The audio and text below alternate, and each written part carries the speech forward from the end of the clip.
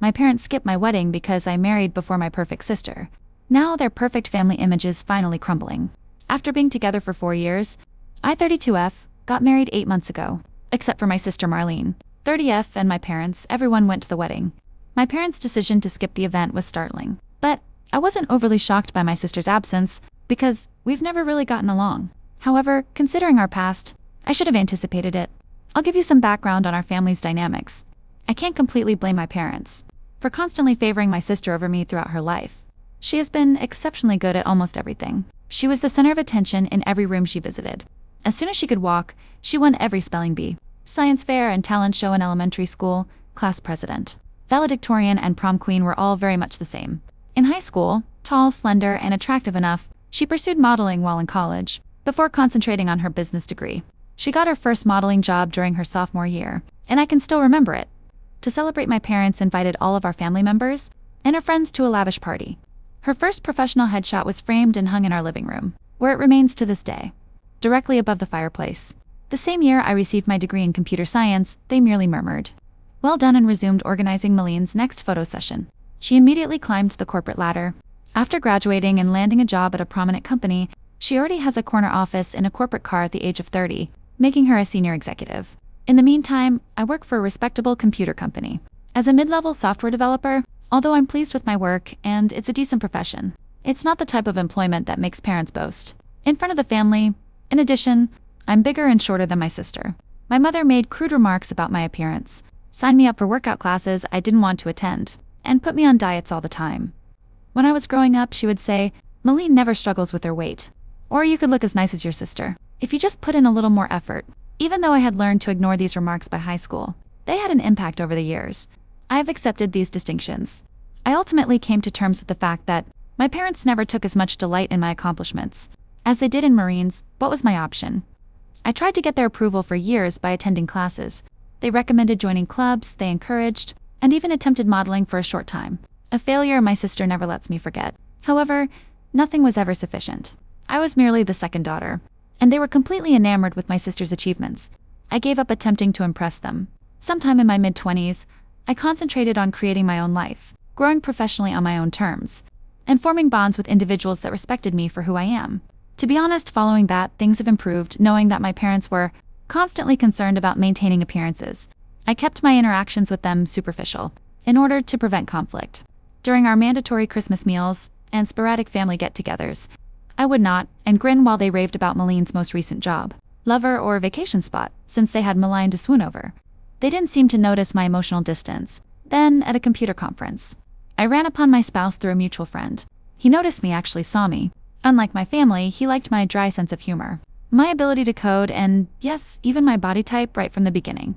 He never once said I should change or make comparisons to other people. He proposed to me after 4 years of dating when we were alone at home, enjoying takeaway and our favorite TV in the background. It was flawless naturally. I told my folks that I was engaged last year. My first clue should have been their response. There was no congratulation, only stillness. My mother then questioned whether I was certain. I wanted to jump right in, and recommended that I might want to improve my physical condition. Before the wedding, my father didn't say much at all during the engagement party. My husband noted their odd reaction, which I was too anxious to fully comprehend at the time. They crouched over my mother's phone. In a corner for the majority of the evening, my husband then informed me that he had heard them talking to Maline on the phone, who was clearly crying. They were talking about how this wasn't the plan, and how they never expected Rebecca to get married first. According to what he vaguely heard, there were some minor setbacks during the wedding planning process. Despite not even being engaged at the time, my mother had already made many wedding Pinterest boards for Maline, and was not interested in assisting me in selecting a dress or location. My mother merely remarked that it was practical and suitable for my figure. When I selected my dress, a straightforward yet exquisite Alliance gown that made me feel lovely, my future mother-in-law, who treated me like the daughter she never had, and I ended up working together on the majority of the preparations. I carefully reviewed and double-checked the guest list with my spouse, to be sure no one was overlooked, before sending out both electronic and paper wedding invitations. I am certain that my parents received theirs, because the electronic invitations included red receipts. I called, texted, and emailed them several times after realizing they hadn't RSVP. My mails were either ignored or met with evasive responses, stating that they were very busy and needed to check their schedules. I couldn't waste too much energy worrying about it, because I was too busy getting ready for the wedding. My in-laws were incredibly helpful. offering assistance with everything from seating maps to floral arrangements, even at the lovely bridal shower, hosted by my husband's sister. The painfully obvious absence of my own family was never brought up, even though my parents weren't there. The wedding day itself was beautiful.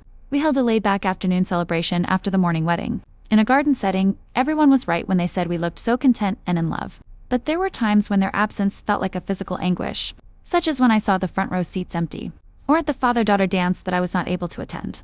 I sought answers after the honeymoon and wedding. They said they were deeply hurt, that they had never gotten a formal invitation. When I eventually reached them on the phone, my mother launched into a lengthy tirade about how careless I was, how she had always wanted to assist in organizing her daughter's weddings, and how she couldn't comprehend why I would leave them out of such a significant occasion.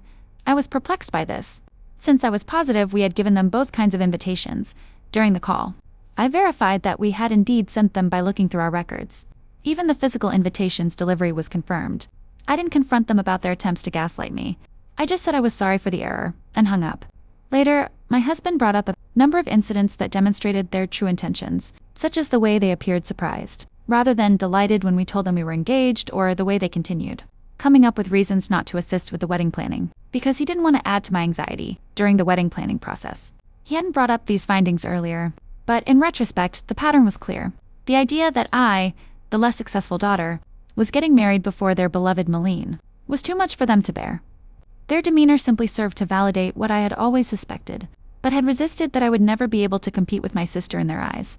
The most depressing thing was learning that even my wedding day, which ought to have been a celebration of love and fresh starts, turned into yet another front in their never-ending war to preserve their ideal family image, with Malene at its core. Malene recently got engaged to someone she's been dating for a year. According to family members I spoke with, in family group conversations that I don't participate in, my parents openly expressed their excitement about organizing an elaborate wedding. For her, they are already boasting about securing upscale locations and luxury gowns, and my mother is taking Malene to private fittings at upscale stores. All the mother-daughter time I was not allowed. It's intriguing that a large number of our family are suddenly refusing to go to Malene's wedding. An engagement party and my parents' actions at my wedding apparently became a topic of conversation in the family. I just tell my family members what I think is real. When they inquire as to why my parents didn't attend my wedding, they couldn't bear it when I married before their beloved daughter. I present the facts as I perceive them. Without embellishment or an attempt to win sympathy, my parents got in touch with me a few days ago and accused me of purposefully attempting to spoil Malene's wedding. According to their claims, the relatives they have spoken to are using reasons to avoid going to any of her wedding-related festivities. My cousin, to whom my sister vented, informed her that people are reluctant to come because they have heard about my parents' treatment of me. My parents claim that because I'm envious of my sister's impending, lavish wedding, I'm spreading false stories. The problem is that I'm only telling folks the truth about what happened. Perhaps they should consider their conduct, instead of blaming me for the results. If the truth makes them appear terrible. As things continue to change, I'm finding it harder and harder to keep up the appearance of a relationship with my parents. Their behavior during my wedding finally made it clear to me that I would never be sufficient for them, regardless of what I did. Their absence at my wedding is no longer the most difficult aspect. It's coming to terms with the fact that I never had the kind of encouraging parents I always desired.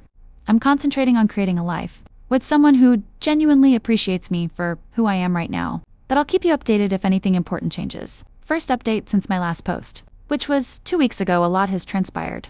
I ultimately made the decision to speak with my parents face-to-face over their actions at my wedding and their current charges that I ruined my sister's special day. After reading your encouraging remarks, I felt it was time to put everything on the table. When they began texting me about their tarnished family history, my parents quickly started making accusations during our phone call, saying that I was jealous of Malene and had planned the entire thing. I did something I had never done before. I agreed with them, but not in the way they had anticipated. In place of defending myself, as I usually would, I said to them, "You're correct. I'm envious not Malene's career, not her accomplishments, not her appearance. I'm envious of the unwavering love and support you've shown her, which you never even made an effort to show me." There was a pause in the line. My mother then began claiming that I was exaggerating and that they had always treated us equally. Something broke inside of me at that moment. Feelings that had been repressed for years came flooding out. I informed them of each birthday. When Malene's most recent success eclipsed my own accomplishments. When Malene had a modeling callback. My mother canceled my high school graduation dinner about how her prom outfit costs more than the total cost of my college textbooks. For a year, I continued, despite my father's attempts to cut me off, by accusing me of exaggerating. I talked about how it was to watch them spend years organizing my sister's fictitious wedding, While showing no interest in my own, I told them how painful it was to see my parents' seats vacant, and how my mother-in-law had to help me with everything, from wedding preparation to clothing buying. Their reaction was instructive. They flipped it on me rather than accepting any of my arguments. "Why did you never speak up if you felt this way?" As if I hadn't tried to speak with them for years. My mother insisted. My father went on to say that, by discussing these emotions with our family members, I was being unjust and spiteful. My mother said something at that point that ultimately clarified everything. "We never imagined you'd go to such lengths as to try to ruin Maline's wedding, out of spite, but we always knew you were insecure about her success." She stated, "This is not how he brought you up." I became aware that they couldn't even hear me. They believed that their behavior and my emotions had nothing to do with the entire circumstance. It has to do with Maline's reaction. They were more worried about her impending nuptials than the hurt they had caused me, even during this discussion about their absence for my wedding. I didn't attempt to make things better. For the first time in my life, I didn't retract or apologize. Rather, I expressed my thoughts to them directly. "You're correct on one point. I was raised by you. You instilled in me the belief that I would never measure up, that Maline's accomplishments would always be more significant than mine, that upholding your ideal family image was more essential than my feelings. However, you also taught me that I deserve better than this, which was something you didn't mean to teach me." Before my father spoke, there was a long pause. He spoke in a cool, collected tone. "Maybe it's time for us to stop acting like we're bad parents, since you've already determined that we are, and you obviously take pleasure in seeing us suffer, since you are family. We assumed you would assist in resolving this issue, but it is clear that you have made your own decisions. The last blow was delivered by my mother, perhaps. You simply couldn't cope with not being the center of attention. Even though we always tried to treat you both fairly, Rebecca, that's not our fault. You made the decision to play the victim." I refrained from arguing. Why would it matter? Everything I had been saying had just been validated by them. They were unable to admit their involvement in any of anything. Even at this last discussion, I just hung up and said goodbye. I was surprised to feel relieved after the call. Tears were shed, to be sure, but they weren't the frantic, heartbreaking ones I remember from my early years. They were liberating tears. For the first time, I had expressed everything I needed to say, without holding back or feeling guilty about how I felt. Later, my husband saw me gazing at the sunset from our back porch. He sat next to me and grasped my hand without saying anything. "They're never going to change, are they?" I asked him after a time.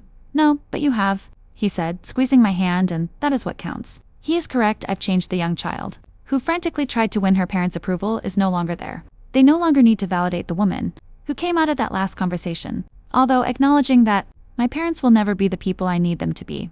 As painful. It is not as painful as holding out hope that they would change for the first time.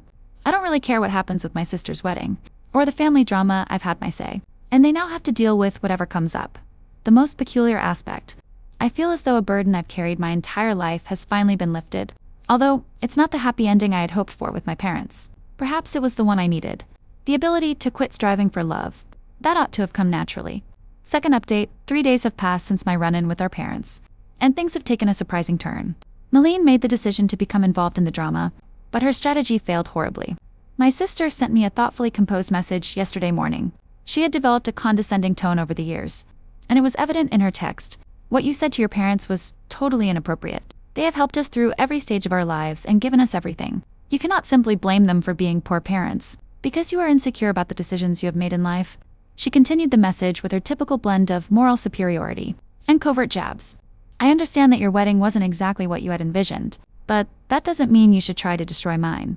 There's nothing wrong with wanting a celebration that honors those of us who have put in a lot of effort to meet specific standards. Rebecca, not everything needs to be a contest." I didn't bother to answer. I've discovered that interacting with her merely provides her with more ammunition. After years of putting up with her manipulative conduct, I just blocked her number instead. Maline has never been one to put up with being ignored, so I assumed that would be the end of it. My husband, who was laughing so hard that he could not speak, called me at work a few hours later. Maline was apparently unable to get in touch with me directly, so she found his personal number, probably via common acquaintance, and sent him a string of texts, outlining the precise reasons why our sister relationship has never been good. She began her initial communication to him in a sufficiently professional manner as Rebecca's sister, and someone who cares deeply about our family's well-being. I feel compelled to reach out. However, it soon turned into her actual motivations. She informed my husband that he had an obligation to help me behave in a more suitable manner, because he was the new man in Rebecca's life. The messages become increasingly patronizing. Family dynamics are complex. She told my husband, a professional software architect with an MBA, adding that someone with Rebecca's sensitivity might not understand the bigger picture. She advised him to assist me in seeing reason. before I irreparably harm family relationships. Her attempt to play on what she believed to be his social climbing impulses was the true kicker though. In fact, she wrote, "Surely you understand that maintaining good relationships with successful family members, like myself, could be beneficial for your future. Rebecca's behavior is only hurting her own prospects, and by extension yours. Having always been able to see through Maline's facade, my spouse thought her attempt at manipulation was humorous. He particularly liked her presumption that her business rank, or the prospect of networking opportunities, would somehow impress him. In his own words, she really doesn't know me at all. Does she? We went over the messages together. When I got home that night, I was laughing with my hubby instead of feeling offended or upset. Seeing Maline's deceptive methods exposed, particularly when they were aimed at someone who was totally impervious to them, was liberating. I learned something significant about my sister. As a result of this encounter, she is still that insecure adolescent who needs to tear others down in order to feel superior. Despite all of her achievements and success, it's clear how little she knows about good relationships, that she believed she could control me by manipulating my husband. When her direct approach failed, she swiftly turned to trying to use my husband against me, which was the most revealing aspect. She used to do precisely that in high school. She attempted to turn my friends against me. When she was unable to bully me directly, different decade, same strategies. With this fresh viewpoint, I now understand how Maline's actions went beyond simple sibling rivalry. Throughout our early years, she made a concerted effort to keep her status as the favorite child, always telling our parents and me how much better she was. She had to overshadow whatever I accomplished. She had to point out my shortcomings to everyone I made friends with. My response to her games is different now. Her messages would have caused me to fall into self-doubt 10 years ago. I would have been upset and hurt 5 years ago today. Simply put, I'm sick of the drama, and find her blatant attempts at manipulation amusing. My husband's response was ideal. Rather than becoming embroiled in her drama, he merely responded, "Thank you for your concern about Rebecca's well-being. As her husband, I'm focused on supporting her happiness, not managing her behavior. I think it's best if you direct any future concerns to Rebecca. Directly, have a nice day." Maline sent one last message after not receiving the desired response. "I see she's poisoned you against the family too. Don't say I didn't try to help when this all blows up in your faces." Ironically, Maline's attempt to assist has further strengthened my resolve to keep my distance from the destructive dynamics of my family. Nothing has changed, as evidenced by her messages to my spouse. She is still the same cunning individual, who feels the need to dictate every story, and who perceives any departure from her ideal family script as a danger. Knowing that her attempts at persuasion were so totally unsuccessful is perhaps the most pleasant aspect of the entire incident. She succeeded in bringing my spouse and I closer together, rather than causing us to drift apart. Totally unconcerned by her fears of social repercussions, we joked about her texts and planned a weekend trip during the evening.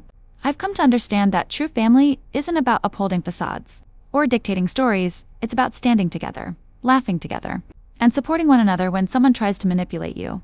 Even your own sister, I'm more certain than ever that I'd be better off keeping a safe distance from Maline's wedding drama, instead of getting sucked into my family's never-ending power struggles. My husband and I have made the decision to concentrate on creating our own happiness. Success is said to be the best form of retaliation, but I'm coming to realize that real success isn't about impressing people. It's about accepting your decisions and surrounding yourself with individuals that encourage rather than impede your own development. I feel more successful than ever by that metric. Third update. After my sister's unsuccessful attempt to control my husband 2 weeks ago, things have taken unanticipated turns. The situation is becoming worse. Despite my parents' desperate attempts to repair their reputation, I found out through family ties that my parents have been on a mad quest to correct the narrative. They have been phoning each relative separately and accusing me of spreading vile tales because I'm envious of Maline's ideal wedding. They claim that I'm just resentful, since her wedding will be far more sophisticated and gorgeous than mine was, according to their most recent tale. I purposefully left them out of my wedding, so I could act like the victim. It's funny that they still reside in the same home they've owned for 30 years, and have the same email addresses since the invention of email. But they're saying I sent their invitation to an old email address and an old physical address. The good news is that their attempts to limit the harm are failing miserably. Our family members don't believe it, actually. A number of family members have shared their personal accounts of my parents' history of partiality, according to one aunt. My mother had previously engaged in similar antics at family weddings. In an effort to guarantee that Maline was the life of the party, the way my extended family has reacted to my parents' manipulation is the most fulfilling development. Important family members, some of whom were expected to have significant parts in the event, have stopped supporting Maline's wedding. They may no longer have access to the exclusive location they were able to get through family ties. Even a family friend's luxury garment business has unexpectedly experienced scheduling conflicts. At a family get-together last weekend, things reached a breaking point. It seems that when someone naively inquired about my wedding pictures, my mother became upset out of jealousy. She started a defensive tirade about how I had changed after getting married and was attempting to destroy the family. Her tantrum backfired, stunning a number of relatives who were unaware of the circumstances and further harming their well-maintained reputation. It's especially ironic that my parents' frantic efforts to maintain their ideal family facade are the reason it's falling apart. Each time they attempt to justify their absence from my wedding, they wind up disclosing more about who they really are. People are becoming more aware of their deception. The more they attempt to portray me as the bad guy, family members are now picking sides, after previously remaining impartial. Recently, even my father's brother, who had always kept silent to maintain harmony, apologized for not speaking up sooner about how they treated me. He has made the decision not to go to any of Maline's wedding-related festivities with his family. I don't have to answer any of this explicitly, so I haven't. The truth is taking care of everything for me. Maline and my parents always wind up revealing more of their destructive conduct. When they attempt to twist the tale, it comes out that all those years of remaining silent and putting up with their treatment, in an effort to keep the peace, was really just a way of allowing their actions. My husband said it in the best possible words. They constructed a facade of the ideal family over many years, but it was based on emotional manipulation and partiality. Eventually it was going to fall apart. I'm doing better than ever personally. I no longer have to worry about attempting to win my parents' approval. The stress of controlling Maline's emotions has subsided. I'm not concerned about upholding their ideal family image. For the first time in my life, sometimes the best retaliation is just letting the truth speak for itself. Rather than taking action, I'm grateful to Reddit for giving me the courage to advocate for myself. You have no idea how much your guidance and encouragement have meant to me along this path sometimes. You need to see what true family support looks like from strangers you met online. Thank you for watching. If you haven't subscribed yet, please do so, and hit the notification bell to stay updated with more shocking, real-life stories happening around you.